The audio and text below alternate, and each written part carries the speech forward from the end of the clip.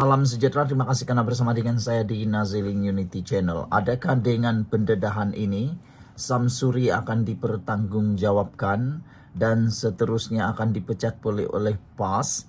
Ataukah Mahathir yang perlu memecatkan dirinya sendiri dan letak jawatan? SG4, kawasan ekonomi yang dibentuk untuk kerjasama antara 4 buah negeri dipimpin oleh PAS. Tetapi nampaknya SG4 tiada perubahan signifikan walaupun telah menggunakan khidmat Tun Mahathir Mohamad sebagai penasihat. Dijangka kononnya dengan adanya Mahathir mampu menarik pelaburan berbilion-bilion. Tapi apa yang jadi entahlah. Nampaknya Mahathir pun sudah tidak punya aura seperti dahulu lagi. Itulah yang dimaksudkan oleh netizen. Tun Mahathir memang tak relevan lagi dalam dunia politik, kata mereka. Hari ini penganalisis berkata, gara-gara bonus bantuan pusat telah mencalarkan image SG4. Sebelum kita teruskan ulasan kali ini, jangan lupa tinggalkan komen Anda pada pendapat Anda. Patutkah Mahathir haruslah berhenti sudah dalam dunia politik? Kerana sekarang ini auranya sudah tidak ada lagi. Telah mencalarkan kredibiliti SG4 dan juga yang dicalon-calonkan sebagai Perdana Menteri ini, yaitu Dr. Sham, Menteri Besar Terengganu. Kata penganalisis, bantuan pusat mencalar image SG4. Taufik Yaakob dari Universiti Malaya berkata SG4 sering digembar-gemburkan, berupaya melonjakkan ekonomi selain dianggap model pemerintahan terbaik.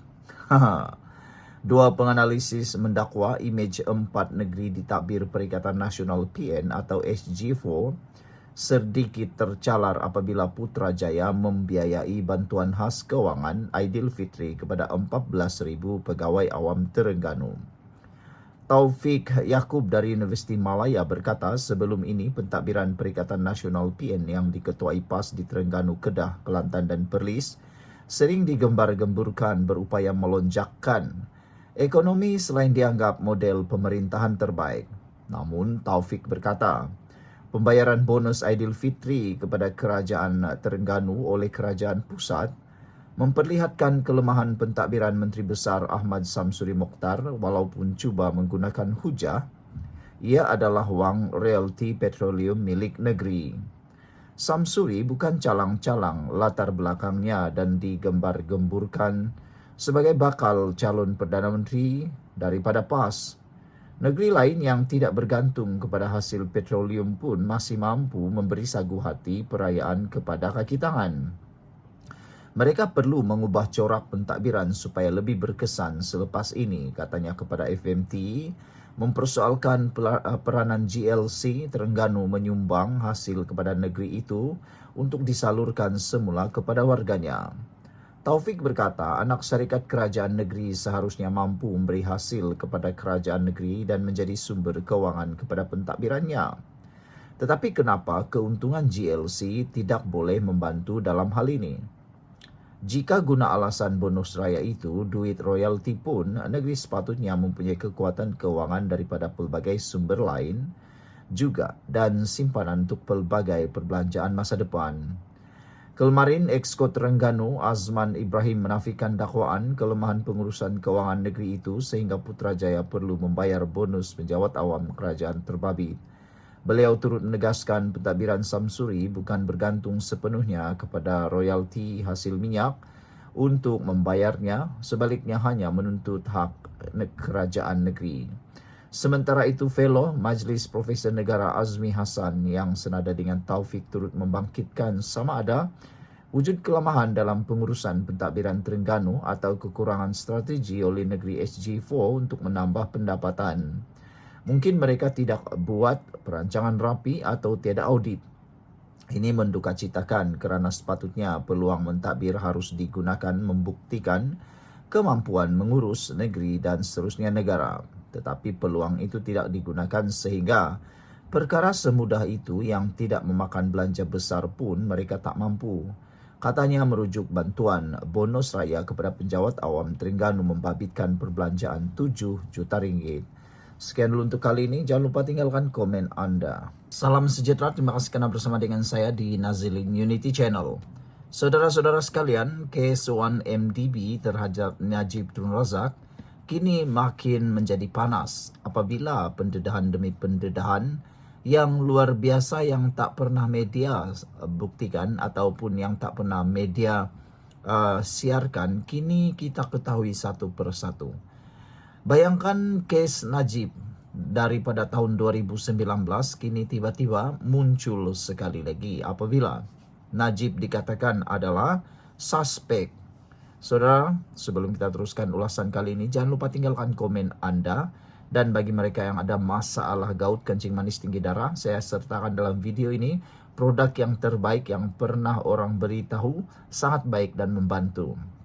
Sila cepat tekan butang itu supaya Anda dapat melihat bagaimana produk itu dapat membantu menyelesaikan masalah kencing manis, gout, dan tinggi darah. Beli cepat, kena sekarang, promosi sangat baik dan harganya sangat murah.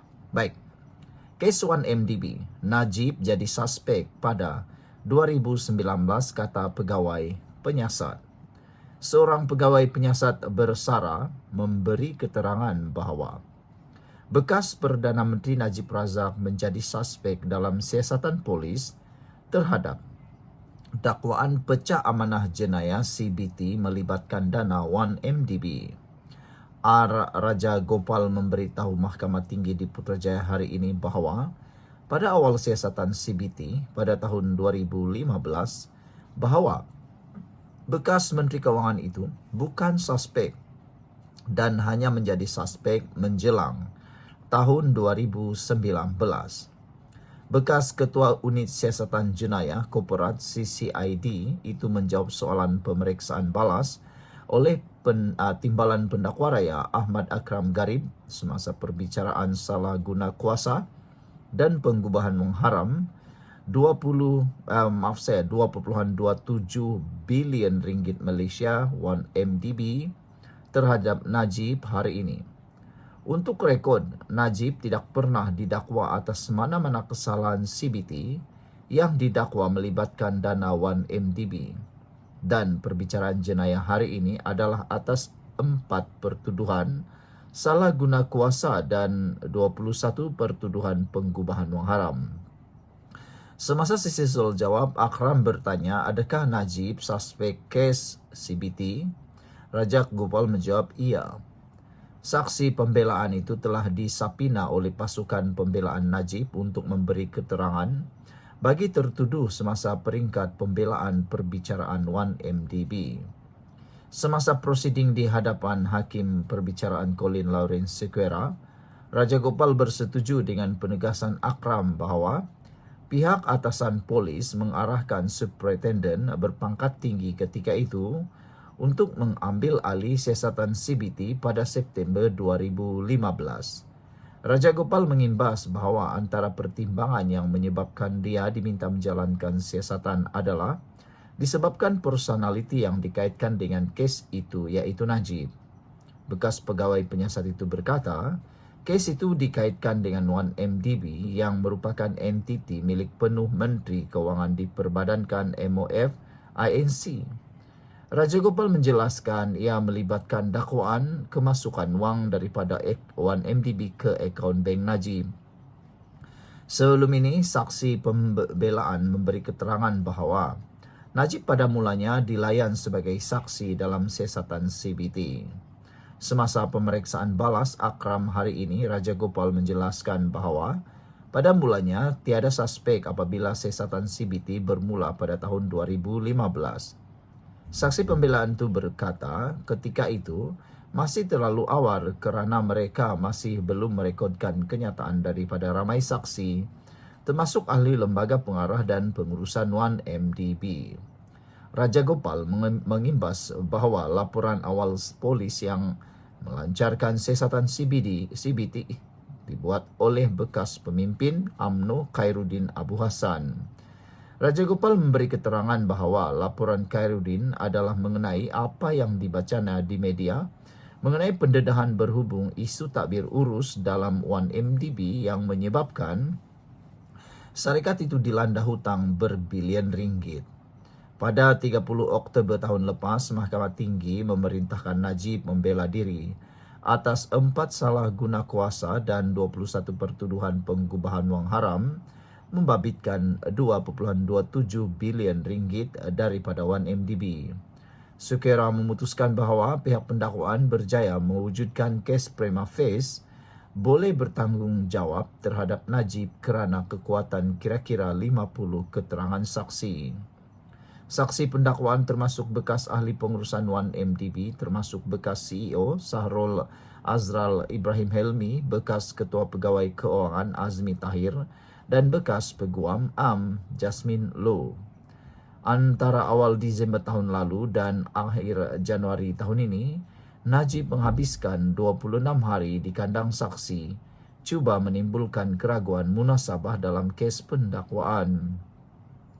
Tertuduh berhujah bahawa dia tidak mempunyai pengetahuan atau penglibatan dalam salah laku di 1MDB dan penyelewengan di syarikat itu hanya didalangi oleh ahli perniagaan dalam buruan Lo Tiak Jo atau Jolo dan pihak pengurusan.